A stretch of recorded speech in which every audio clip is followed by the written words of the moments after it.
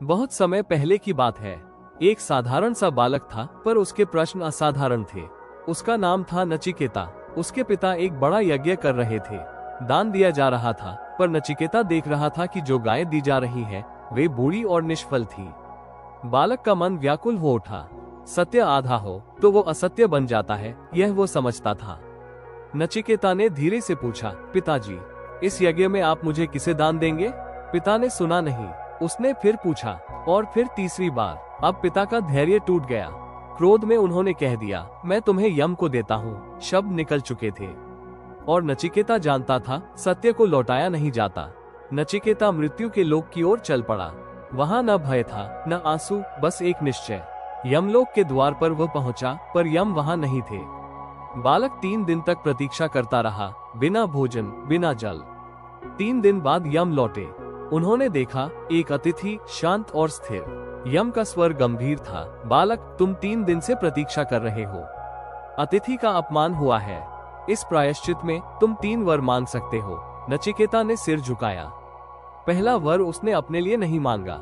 वो बोला, मेरे पिता का क्रोध शांत हो जाए, वे मुझे प्रेम से स्वीकार करें। यम ने वर दे दिया।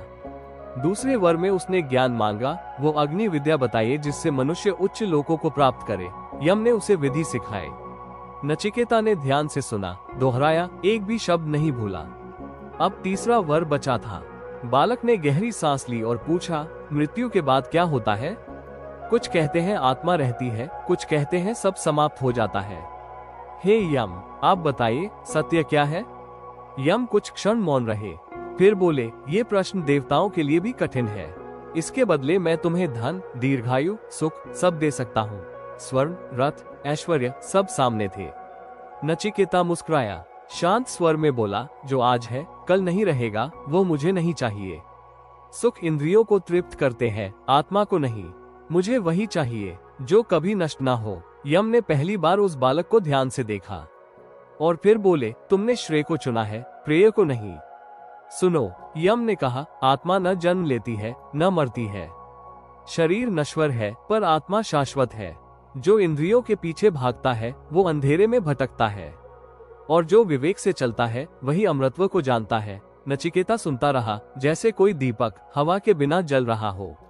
कहते हैं, नचिकेता मृत्यु के लोक से लौटा, पर अब वो वही बालक नहीं था।